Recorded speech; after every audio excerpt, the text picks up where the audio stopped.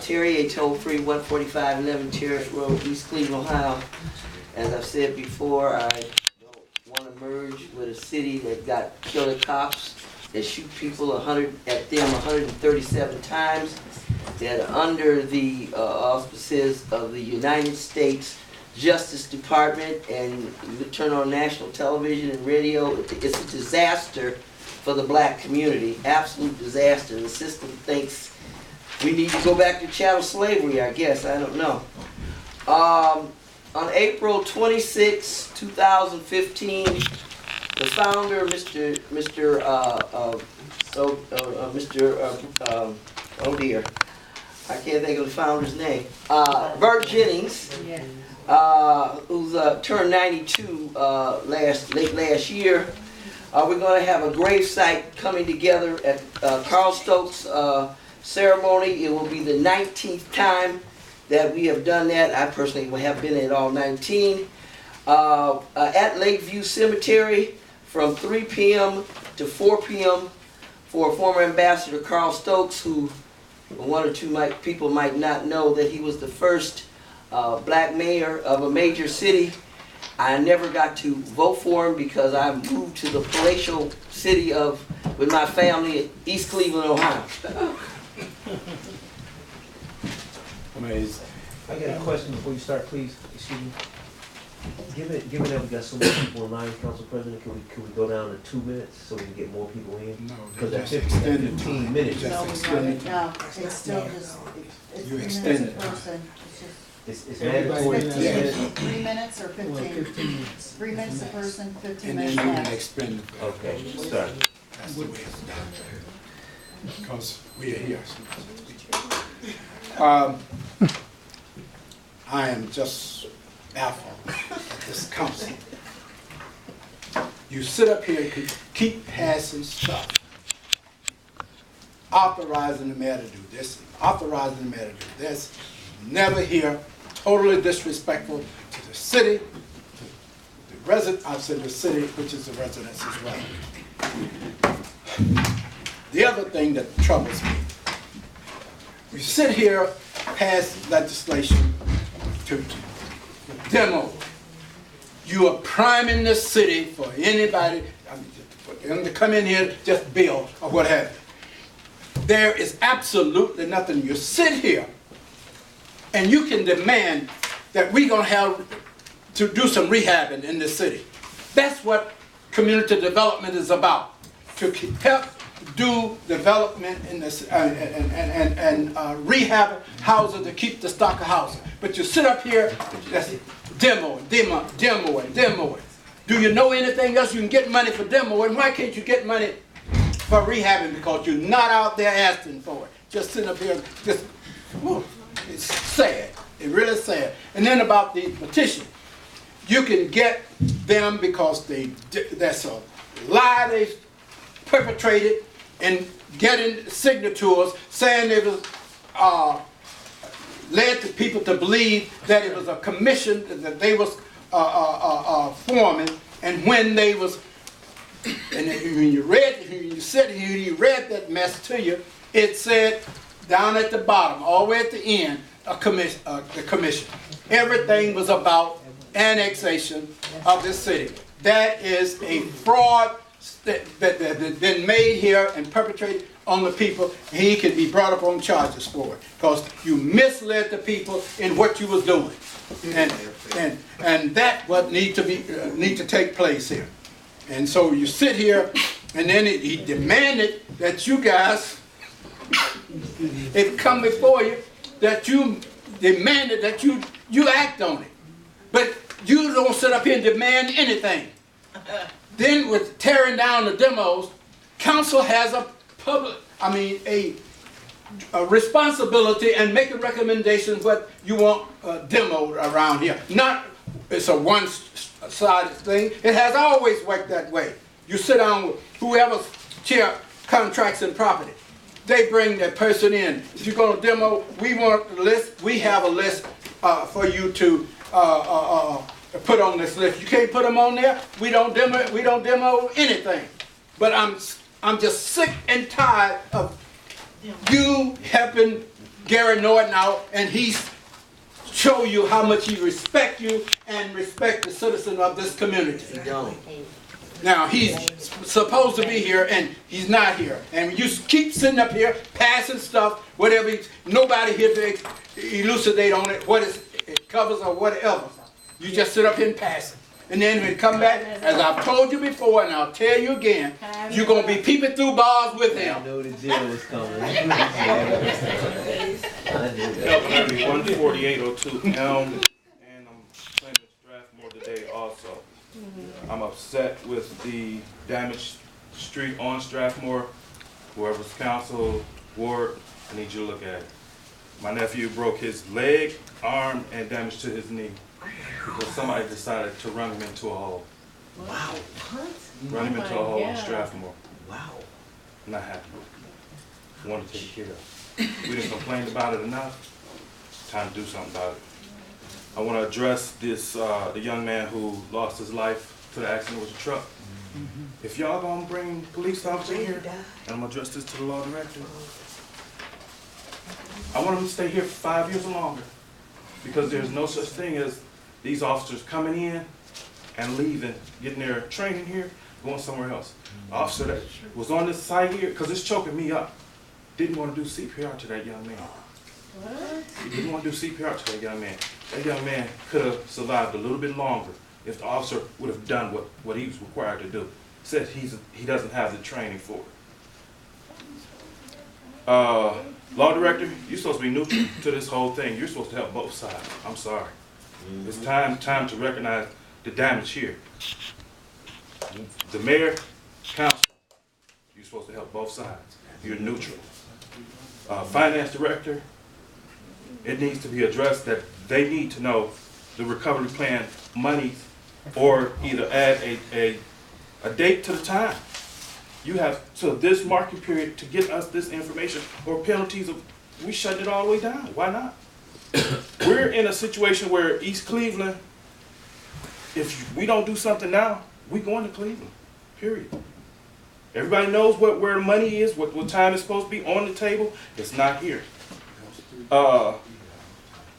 The situation that you guys handled, the vehicles, first of all, I'm going to tell y'all all was wrong on that situation. Because A, Frank the mechanic is not a diesel mechanic. And when y'all bought snow trucks and approved snow trucks, y'all listened to the dealers. The dealers gave y'all a snowplow truck for parking lots, not street.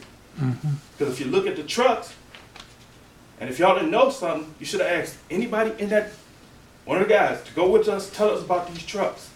Tell us what we need. Because the salt is spraying on the sidewalk or 4 feet into a car window. Oh my goodness. It's called parking lots. You got the wrong trucks. Y'all also let a light truck with a $10,000 boom go to scrap. Y'all want to talk about the crosswalk pegs, line signals? That's traffic lights, signals. That's the department that ain't even here no more. Why is that? And y'all want the government to, the county to give y'all money for it? Good night. Tell it. This commentary was to the Honorable Mayor Gary Norton, Honorable East Cleveland City Council members, Council President Barbara Thomas, Councilman Nathaniel Martin, Councilman Mansell Baker, Councilman Brandon King, and Councilman Thomas Wheeler. What this community wants and deserves is a city government that is responsive to the people of this municipality and not private and corporate interest. Hello. Over the last several years, the residents have witnessed a steep and steady decline in the condition of the city, its effect on the residents, community services, and municipal revenue. There are many reasons for this, we know. The residual revenue deficit of red light traffic cameras, decline of property tax revenues, effects on the foreclosure crisis, coupled with the lack of business and job opportunity, income decline, and unemployment increases. We've gone through the closing of the Huron Road Hospital, Trauma Center, and Nursing School, a major community institution, closure of the post office, impending takeover of the public library, vacant and abandoned housing, and the like. Mayor Gary Norton, we asked that Mayor Gary Norton and the city of East Cleveland then file an immediate injunction, court injunction with the courts calling for an immediate foreclosure moratorium on behalf of homeowners in East Cleveland, and simultaneously file a class action lawsuit against the banks which engineered this malicious and deliberate predatory lending scheme to defraud black homeowners of their property and equity since 2000 in violation of the 14th Amendment Due Process and Equal Protection Clause under the law. Additionally, since private mortgage insurance agencies added direct cost to homeowners' loans, then provided no guarantor assistance to homeowners in the event of default, as these agents refused to honor their agreements, they too should be sued by this city in a mass class action motion on behalf of not only the resident homeowners who lost their homes, but those facing foreclosure, and also on behalf of existing homeowners who lost equity and property value because of the capricious actions of these institutions.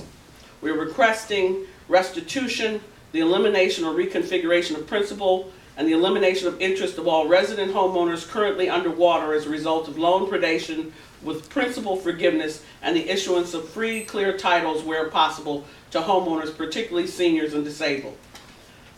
We are also requesting petition of emergency federal funds for the rebuilding of East Cleveland Municipal Complex, including the Mayor's Office, Council Chambers, Police, Fire, and EMS with HUD Community Economic Development Funding.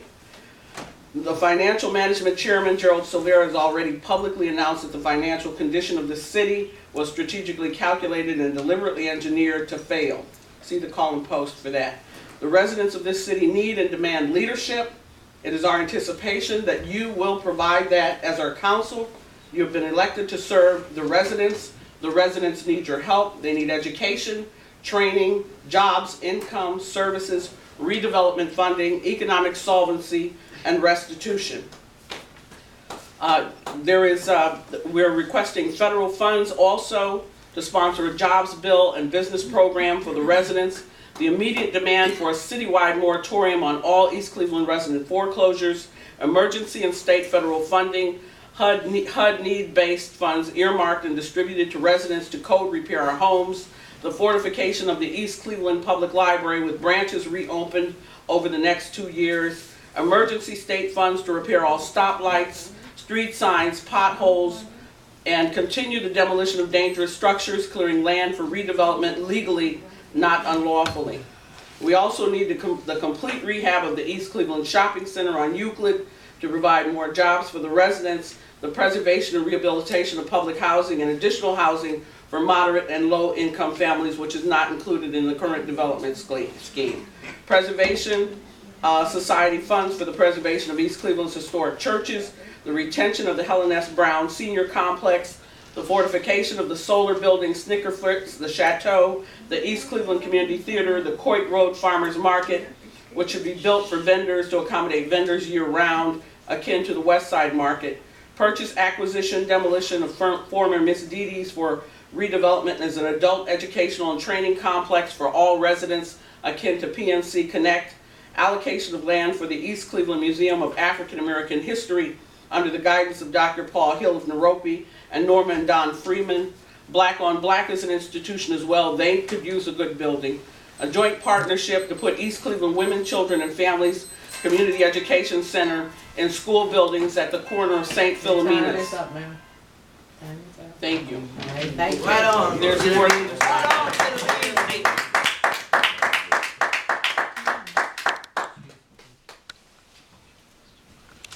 Twan Billings, definitely want to thank Councilman Mansell Baker and the rest of the council, men and councilwomen of council, for allowing me to even come in the city and work, even with some of the council people that wasn't present when I first came to the city. I know that y'all would have supported me when I, came and started working in the city. So I want to definitely thank Councilman Baker, because, like he said, that that accident was real bad, and the officers that was there, Officer Malone, Officer Carosha, Officer Dunlap, Officer Marshall, and the fire that responded, the response time was very, very good, because at the time it was just me and Officer Malone at the time that was on the scene. And when we was going through the motions of trying to assess the situation as to how we was going to get them out of the car, we didn't know who it was that was in the car. When he busted the back window of the car and I climbed in, you know, all the glass got in my hands, and you know, hands was pouring blood and all over the place, and you know, it was really hurting at the time, you know, but at the same time, the car caught fire. Ouch. And it was really depressing to see that when all that craziness was going on, that you had people that was there that could have helped us, standing there recording us. Instead of, you know, jumping over the fence trying to get water or getting a fire extinguisher or trying to assist us to try and help us pull him out of the car. You know, when I was in the car trying to pull him out and kick the door open, the fire got bigger. And when they, Officer Malone handed me his baton, I was able to bust the window for him and Officer Marshall to get his mama up out of the car, so I was happy that she got freed. But at the time the fire got so big, I thought the car was about to explode. Thank God Officer Carosha and Officer Marshall got there enough to the point where I used my body as a board to basically fish and wiggle him out the back window, and they pulled me out. But at the same time, the seatbelt was wrapped around his legs, so I had to climb back into the car and unleash his legs. When everybody got there, Councilman Baker and the fire department, it was very, very good of how everybody basically responded. And it was more disappointing that people would be there recording for the YouTubes, Facebooks, and Instagram just to talk about a situation. And you know, one thing his sister said to me, if it wasn't for what we did, that they would be burying ashes. And I was just wondering if Officer Malone or Officer Marshall wouldn't have been in that area, what would have happened in that situation? I would have been able to have people that would have helped me, you know, bring, you know, because I was dealing with two situations here. And then at the same time, I ain't gonna front to you, it was a very, yeah, you know, with the fire that was going, and you know, I think that at that moment I just faced the reality that it was a possibility that we was gonna die there, you know, and at the time I didn't think that, you know, he was deceased at that time. My whole idea was to get that man and his mama up out of that car. That was my whole idea. But I just also want to say that Councilman Baker was, you know, it's very good that you come up to Shaw, you assist with the children, you guide the children, and as I always say it that to you, that it's very important to have, you know, young council people, young people that's involved in politics, just like you got the Anthony Harrisons and so many young people now starting to come involved.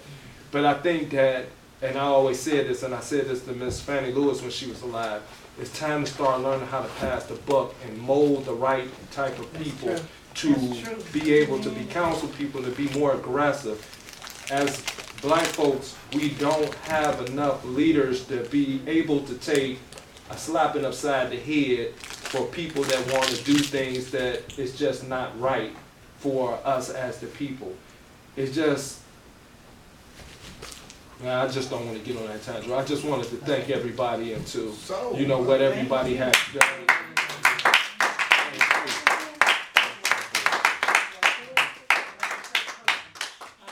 Well, that's the fifth person. Ms. Willow, go ahead. You were standing up there.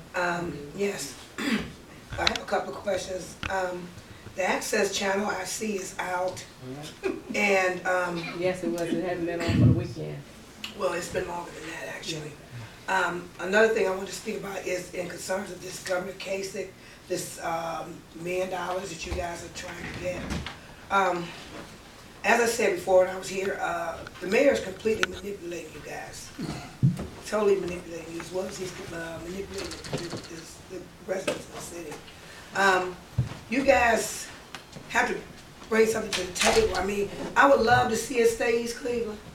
But again, I mean, these attitudes, this clashing between the administration and you guys. I'm not blaming anybody, but the residents don't feel like they're going to win here. A lot of them, and that's probably why they don't come like they used to come, or what have you, because there's so much bashing on both sides. So it's a great thing that they want everybody to send emails to Governor Case's office to see how much networking that you guys are doing with the residents. I mean, it's a great thing. I'd be willing to do that. But you know, the thing is, because of what all is going on in the city, they don't want their work to go in vain. That's what they're afraid of. I think it's a trust thing here. No matter how much you get up and you talk about what you are trying to do for the city, etc. But when you got people coming in, they're talking about the mayor manipulation with this merger and everything, they don't really know who to believe, a lot of them. But you know, just try to get out and, you know, get your information around. Get your information around. You can no longer use the access channel, that's fine, but you got people that are willing to go out and distribute information in the behalf of this $1 million that you're trying to get Casey to give the city. Over 6 million. Well, million, 6 million, 8 million, whatever they can get, they can use it. The thing is, it's just getting the information out. Yeah, getting the information out. Because I didn't know nothing about this till I came here tonight. So, you know what I mean, if you can get it out, it'd be a great thing. And I mean, I'd like to see us stay in East Cleveland. But we just have to make some changes here. And one more thing, now I don't know this public work, these people that were from the Public Works Commission, are they contracted through the city or trying to get contracted? County. County? Well, are they working with you guys? I know, okay, I'm gonna go, but this is important, I need to bring this up. I noticed the other day that there's a lot of flooding on Northfield. And Mr. Struthers is aware of that. I saw a gentleman with a branch and a tire trying to open the drain up. This has been going on for a while, so I just wanted to know, who do they call in response to this? That's all I want to know. I'm sure that's what you'd like to know. Thank you. So, thank you very much.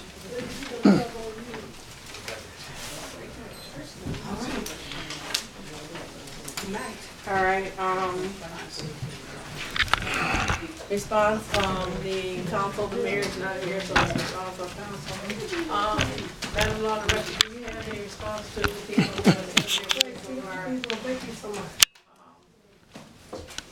his designee? Well, I'm just very happy that the third resolution 2015, 21, 15, and 22-15 passed. It's, they're all subsidized by the federal and or the county government, and I'm glad that the councilman saw fit to take advantage of that support so that we could enhance the quality of life for the citizens of East Cleveland. I also give thanks to Mr. Antoine Billingsley for the heroic efforts that he made to save the lives of Joyner and his mother, and you will be rewarded hopefully here as well as in heaven. And again, I thank you and I greatly appreciate those efforts, the efforts that you made that put your life at risk in terms of saving others. The city has just no words to express its overwhelming gratitude to you. We'll try to address a lot of the damage that has been done by the RTA buses. We've gotten communications from RTA that, at least as far as their damage is concerned, they're going to try to work with us in order to make the pavement repairs. Thank you for following. Now we will have the response from council. But first of all, I wanted to, before we go into the detail of council, is to express my appreciation for Ms. Genevieve coming forward. I've known her many, many years. Council President Thomas, thank you very much. And I'd like to thank the rest of the council for listening, just for listening. And Brandon King, especially because just thank you, Councilman King. Okay, I've been knowing her for many years, and she's a great advocate out there for the public. And just to let her know that I have been talking to Mr. Severo on many of the issues that you have brought up. And I don't like to go into detail, and I will meet with anyone that wants to meet a one-on-one. And because sometimes you can get more when you're doing a one-on-one, and I'll be glad to do that. As for Mr. O'May, about giving away the land, some of this purchases of the land is from your residents. And one of these resolutions is from an individual that is buying a side lot. It's unbillable, can't bill anything on it, and she's been taking care of the side lot, and she came to purchase it. And God bless her soul, Miss, what is it, the former,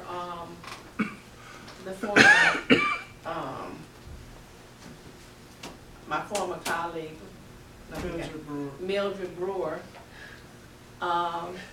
put into effect that if the property was unbillable, you couldn't bill anything on it. We passed a legislation that you could buy it for $100. And there's a lot of individuals out here that are taking care of lots and so forth and so on. We got other individuals that are out here that are buying lots that they have been taking care of next to them to extend their property so that they can build garages. I have one little garage on mine, and I can't go anywhere. Well, I'm landlocked, so to speak, like everybody's saying. But I would love to have a side lot that I could extend, because a lot of our houses don't have driveways. I had to put my own driveway in over the area. And I understand the frustration that is out here amongst my residents. And as far as the mayor manipulating the council is fighting the way that they know how. This council is not standing up, screaming, hollering, and cursing, and carrying on. This council is working and trying to find the legal way to take things down. We are working on a plan right now that will be unfolding soon. But sometimes we all have to be patient, and I have to ask my residents to continue to be just a little bit more patient. And sometimes you don't get what you need by screaming and yelling and cursing and going on. Just like you came up and read your paper, those are the kind of things you're supposed to dissect, put it on paper, and be able to read it. And I've known you for a long time, and I've known a lot of the residents in here a long time. And Mr. Wall, is that your name, Mr. Wall? Yeah. You were supposed to get back to me about my vets. I got a young lady, I went down to Columbus on the 11th, and I talked to somebody down there about the vets. Someone contacted me not too long ago. We want a place for the vets. They want to deal with the building in East Cleveland that I have, and I've been looking at that. I met a young man, matter of fact, we were standing in line together, and he asked me about you. And I've been trying to find you, and I've been trying to find my numbers and stuff. I've got a whole lot going for the vets. Since then, we having our second annual Veteran Appreciation Day. Yeah, they told me. Right. But I want you to meet, pardon me, I want you to meet the young lady from the Democratic Party, she's going to work, the young Dems are going to work with us, and everybody is coming out for my vet.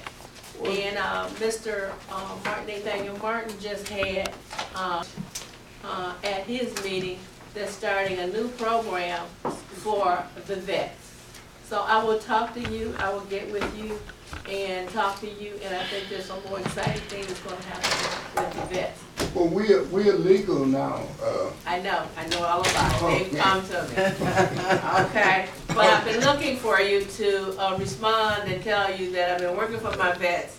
And when I gave you the whole list, you haven't come back to me to deal with you. But we'll talk. Well, I'm on We'll talk. Okay. Okay. So, and Mr. Billingsley, I've known you for many, many years. I've known you when nobody let you in where you needed to be, and we would talk, and you would tell me what you wanted, and you have succeeded on getting that. But it took patience and ingenuity to do all of that, and I appreciate that. So if any of my colleagues now would like to give a report or say a few words, and I know Mr. Nathaniel Martin, I asked him to say his remarks, but he was going to speak about till the end. Well, You got the floor. I made history, or I was a part of History Saturday. That history was I attended Brandon King, the Thomas Wheeler's first meeting since he was I was a part of history.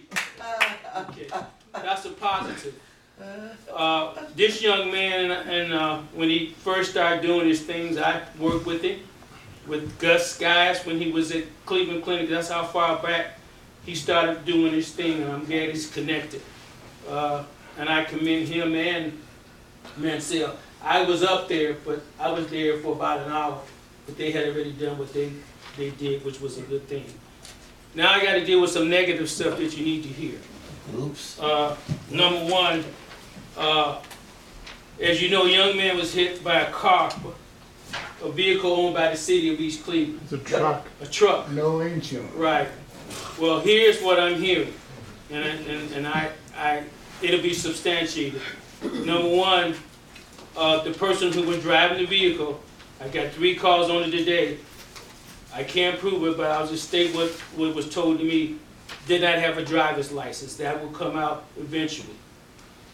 I said did not have a driver's license. Number 2, the vehicle was not really an operable vehicle according to the Highway Patrol transportation people. That was relayed to me. What concerned me was whether or not this person, and I told the persons that called me on the phone, I don't know, but it'll all come out. But I wanted to deal with this petition. Before I read it, I wanted you to know who's on this. This is a petition that says petition for annexation. It doesn't say petition for a civil commission or anything like that. And that's why I'm glad you're here, Willie Hemmings, because I want you to research this. And I'm going to read it and bring up my concerns. It says, we, the undecided electors of the city of East Cleveland, Ohio, who currently registered to vote, hereby represent the city of East Cleveland to be annexed. It says to be annexed. To be annexed into the city of Cleveland, Ohio. That's what it says. Okay. It didn't say negotiation. It says to be annexed for a corporate municipal purpose only. Now, what does that mean? What is corporate municipal purpose only? These are the things that I'm asking the clerk to research so that we know. The other part of it says we filed this petition pursuant to 709.24 and request that the City Council of the City of Cleveland take all necessary steps pursuant to law. What laws? The 709.25.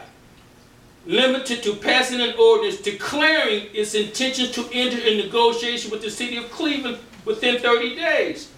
Okay, that's negotiation. Not talk about a study.